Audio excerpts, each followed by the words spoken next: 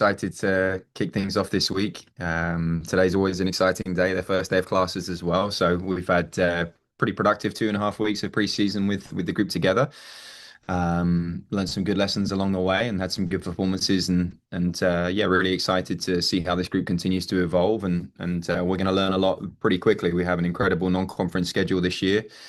A lot of ranked teams and a lot of teams that plan to be ranked as well, with Charlotte certainly being one of them. So we have a team that's very familiar with making deep runs in the NCAA tournament. I think 11 of the last 14 years they've made the NCAA tournament. We're very aware that we have a number next to our name and they don't, and that'll be something that I'm sure they'll give extra motivation for. So yeah, we're going to get off to a good start here, hopefully with a really good non-conference road game. Nick, we'll start with you. Yeah, for always a pleasure. Good to see you. Um, your assessment of your recent scrimmages and what are the challenges that you faced with a short preseason? I know that's nothing new in college soccer, but you do have a significant number of newcomers. I think more than half of your roster is new this year. So what challenges have you faced in the last couple of weeks?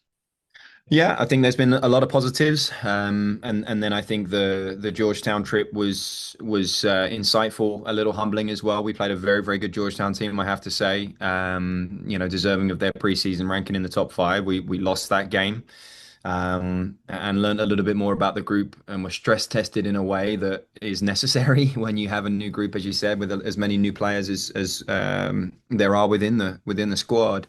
So I'm grateful for that exposure. I thought we performed very well against Pittsburgh. We're clearly the stronger team with respect to what they showed on the day, at least, and was really pleased. Encouraging signs. Obviously, sticky situation with the West Virginia Tech game, pun intended. It would have been nice to get that game and learn a little bit more, as much as we tried to recreate a scrimmage. And kind of have an inter-squad game, it's just simply not the same. So kind of lost an opportunity there to some extent to learn even more about the group. And then, as I said, the Georgetown game was good for us to have that experience and to go through some of the challenges and as I said, be stress tested against the top five team. I'd love another opportunity for sure. So that was kind of the encouragement, but it revealed some things that we needed to improve and work on, and that's certainly where we spent our time since. The challenges have been not just with a lot of new players. So I think there's been an assessment process where we've been very careful not to fully commit to one particular formation or system just yet, as we get to know the players and determine, where the pecking order falls and who our best 11 might be, or something close to that best 11. That's a process. And then sadly, that's been inhibited with some injuries through preseason as well. Obviously, we have the long-term injuries of Mark Chust, of Thijs Veldhorst. But sadly, we woke up on Saturday morning after playing Georgetown with 12 injury concerns. And when you have a squad of 28, that definitely has an impact on things. So I'm happy to say most of the group have kind of got to a place where I think they can offer and contribute for Charlotte. But we're definitely dealing with an injury crisis that I've never experienced before in my life, which means that other players will need to be ready to step up, and again, with a really tough non-conference ahead of us, we'll need to be creative, perhaps with some solutions to some of those deficits within the group. Justin, we'll go to you. Hey, Coach, how you doing? Good. How are you? Doing good. Hey, I'm kind of wondering about the Pablo. He obviously gets named, Sunbelt Mhm. preseason player of the year. Obviously, high expectations for him, but how much different will it be for him not having, Marcus out there kind of running around as his running mate? Yeah. I think Marcus was responsible for a number of assists for Pablo last year, especially early on in the season as well. So I do think that's something we need to be mindful of. I think the nature of Marcus's playing style drew a lot of attention and allowed Pablo to do what he does best, which Yeah. is arrive on the ball for the final finish and the final action. We have every intention of utilizing Pablo in a very similar fashion. I think part of where we've evolved as a team, I think in the wide areas we're stronger this year, and stronger in depth in the wide areas than we were a year ago. I think there's a really nice attacking depth that we have available to us when everyone is fit. So I don't think it will be through any lack of service, but certainly some different personnel and maybe from some slightly different positions in terms of how he's being provided his opportunities this year. And then obviously next year the season splits into two different semesters. Uh, can you kind of just talk about the advantages and disadvantages to having the season split like that? Yeah, so just to clarify, that's still kind of in process. That'll be Okay, a final vote, we think, in October, that the Division One cabinet will determine whether or not that will pass. The advantages, I think, it goes without saying, a national championship and postseason in mid to late April, extending into May, is a fantastic time of year. It aligns with professional soccer in every country, including this one now, with what the MLS have done with their rule changes of their calendar. So it aligns, and there's greater comparisons perhaps to college soccer to the rest of the world and the rest of the sport in the world, and I think that's an advantage just because college soccer kind of had this position that was so unique and so different to how it aligns with the rest of the world that I think it was maybe too far, outside, too far on left field. So I do think that's a significant advantage. I do think there are opportunities to reduce the amount of class time that the players miss, potentially play more games on the weekend, and slightly improve the calendar in terms of the space, how we space out games. The disadvantages specific to West Virginia are our capacity to do that simply because of when the spring would look to start. So how we'll negotiate January, February, March will be very, very different for us as it would be to UCF, for right. example.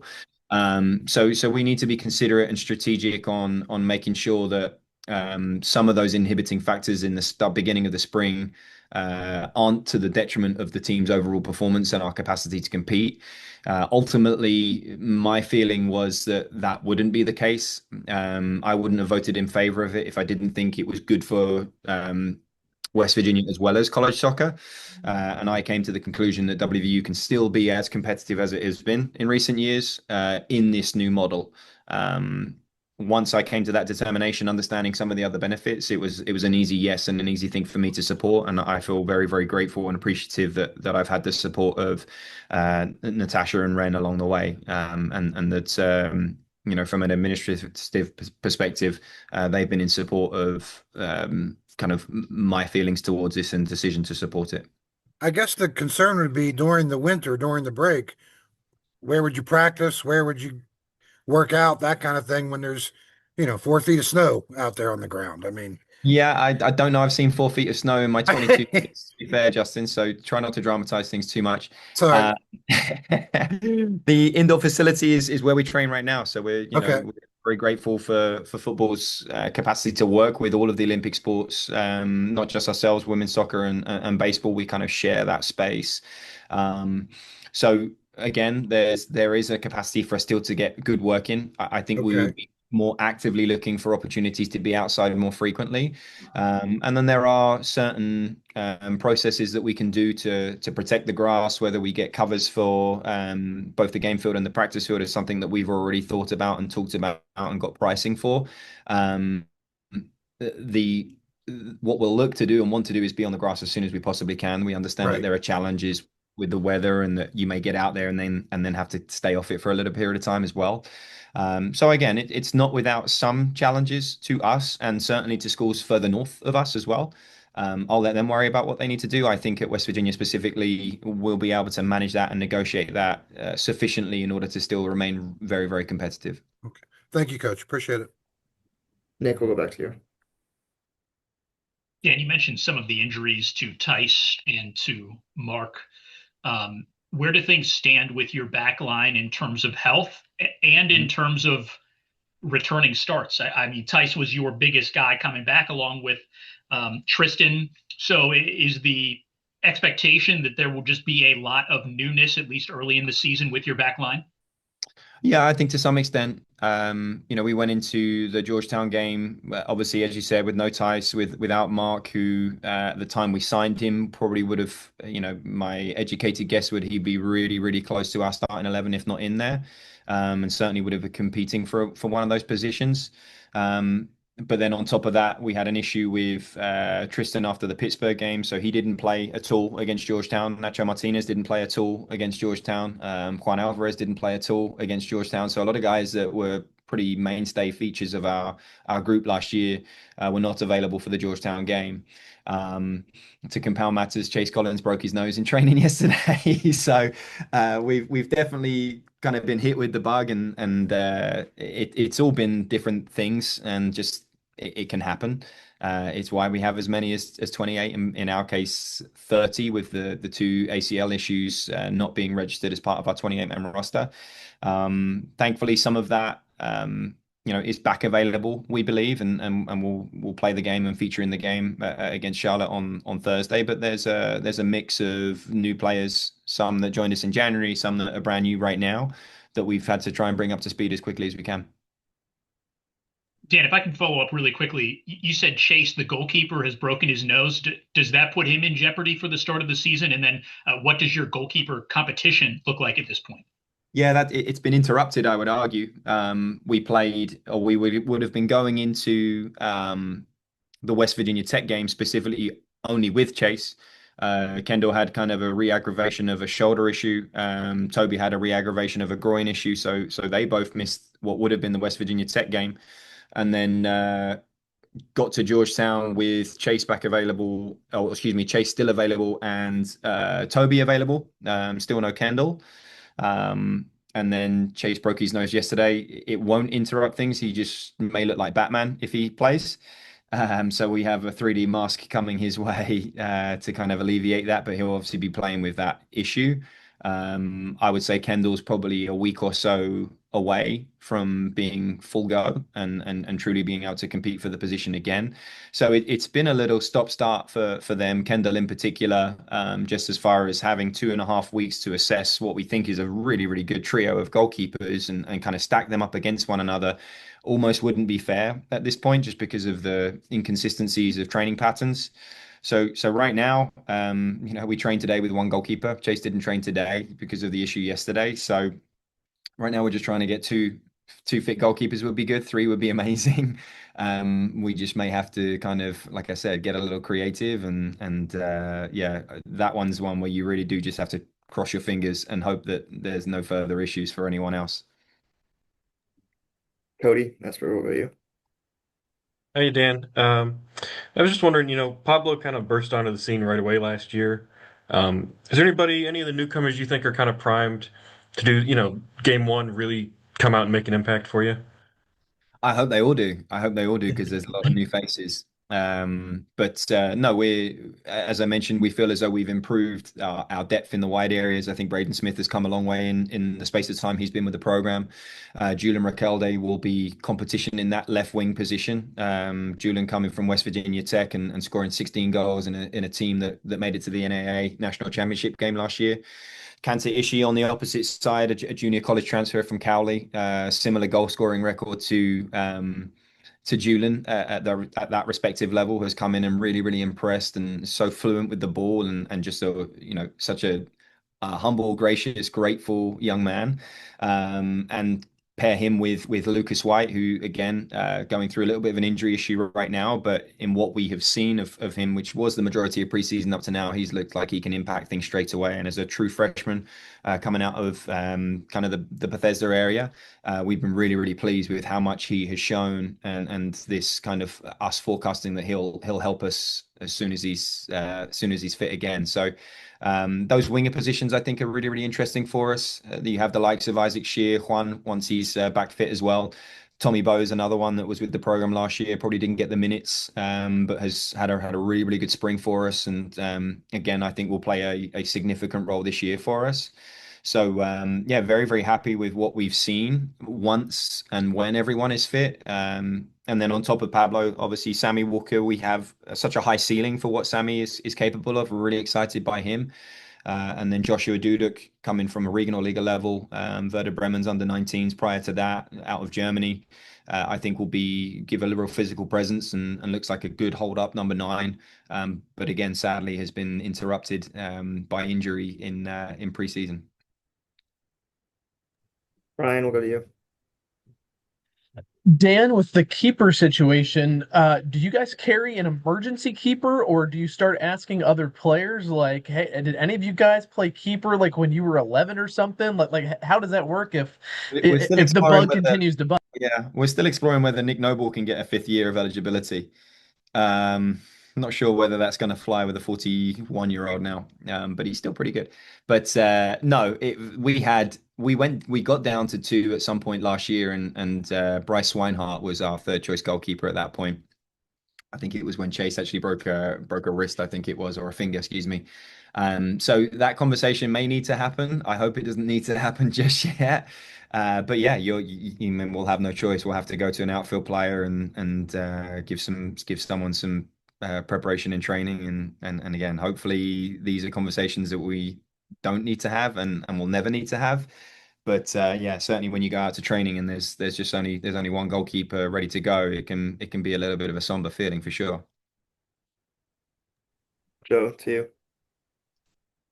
Dan, you mentioned Nick, and you've had Nick and Coach Wright on your staff for the full 7 years that you've been leading the program. How much does that continuity help you guys, and how much has that kind of led to the success of the program? Yeah, I think it's amazing. From this position, you need trust and loyalty, right? I need to know that they're going to echo the same sentiments that I will and support me in that regard. And it was so organic just because they're both great friends and were before I even arrived at the program.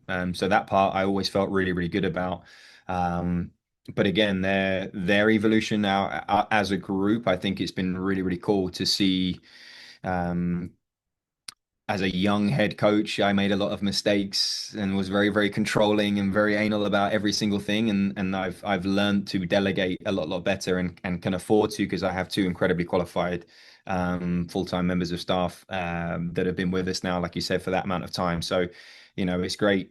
This time, probably 4 years ago, I wouldn't have had time for this because I'd be working on the set piece scout of the opponent that we do tomorrow.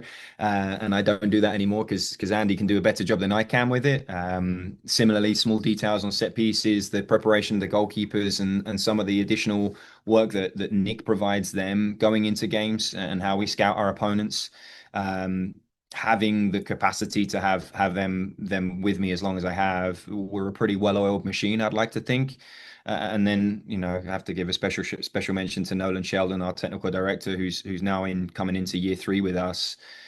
Being able to add someone with his resume, his qualifications, and I think be reassured that what we have been doing this entire time aligns with his experiences in the professional game, but then to have him in a way that has supplemented the quality of products, created a greater efficiencies in how we operate day to day, and therefore improves our capacity to give feedback to the players. I'm so happy with what we have with this group of staff. And I do feel as though it shows up in ways every day where the players feel that, sense that, and have an understanding of how well we work together, how much we enjoy each other's company, which is another huge piece. And again, they know me so well. They know what I'm like when we lose. They know what I'm like when we win. And hopefully neither one of those is too bad to manage and negotiate. But again, it's a fantastic staff that I feel incredibly fortunate to have been in a position to work with as long as I have. Justin, you have another question? Yeah, Coach. Quick one for me. Obviously, there was great enthusiasm created over the summer from the World Cup. I'm just kind of wondering, can college soccer sort of kind of latch on and carry on that kind of enthusiasm? Does that create any kind of difference for this season? And just, what was your experiences from the World Cup? What was your takeaway from it? Well, I love the time zone it was in, that's for sure. So Yeah. that was an advantage for me being here in America. No, I honestly I thought the World Cup was fantastic. I was probably a doubter when I saw that they'd increased the field from 32 to 48, but I actually thought the likes of a Cabo Verde, those kind of underdog stories Yeah. that developed from it was really, really cool. The momentum and the attention and excitement that gathered around the US national team was amazing. Obviously disappointing to see the nature of maybe how the tournament ended for them with a little bit of a flatter, underwhelming performance. But overall, I thought it was a fantastic World Cup. And yes, I really do feel as though there's an opportunity for us to kind of cash in perhaps on Yeah. fan interest, fan engagement. We've had our marketing team in here. We've met with the head of the Maniacs. Some of what you saw this summer in terms of fan engagement, chants, different things that you saw from these various countries. I want a West Virginia version of everything, and then to tie into that, when you hear Country Roads after every US national team game, but I heard Scottish fans singing it. I heard it after a Spanish game. To tie that back to WVU the way that it was, I think is really, really special as well. Thank you, Coach. Nick, back to you. So, Dan, the ruling on 5-for-5 eligibility, how does that potentially, have you had conversations with your current guys about how that could change their future? And does it potentially complicate international recruiting since things work a little bit differently for a lot of those guys? It means we're going to take the year off from recruiting. So, it was a unique ruling and a really interesting situation that we found ourselves in. We essentially graduate one player. Sebastian Burke is the only one that didn't, I guess, get a favorable ruling for additional years of eligibility. Pablo Pozos has another year. Thankfully, now with Tice's injury, he has another year. So what was already going to be a relatively small senior graduating class, I think it was maybe four or five, has shrank to one. So it has a huge impact on our plans for 2027. There are more 2028s written on our board right now than there are 27s, just because of the availability of roster spots. As far as the international piece, I actually think it will simplify the process for our internationals. There'll be more incidences, arguably, of players with a double gap year, conceivably still being able to come to college and finish their degree in time. And again, I think once this is we've got to this place where everyone is aligning to this rule and this standard, I do think it was a good decision and will simplify things. Dan, is the maybe not the rule, but the expectation for international guys is that it's going to be based on their 19th birthday, that's when the 5-and-5 would start for them?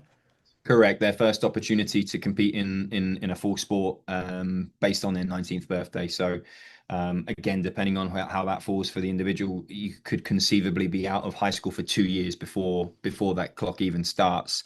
So I don't know that they have necessarily reduced the age of college soccer, because I think there was a growing concern that there were older internationals and it was kind of losing a bit of its authenticity. This, I think, like I said, I do think overall it simplifies things. What'll be interesting is how we create, academic pathways over a 5-year process, right? Because now we're talking about keeping a player here throughout their undergraduate and a master's opportunity as well. That's one caveat that we need to kind of consider. And again, not that we haven't had more than enough graduate school students, but now you're looking at the potential of having your entire squad matriculate into graduate school. So what programs we offer, how many of them are in seat for the internationals is a huge piece. So there are some, if there are complications, it's probably on the back end, I would argue, whether international or domestic, on what year 5 looks like.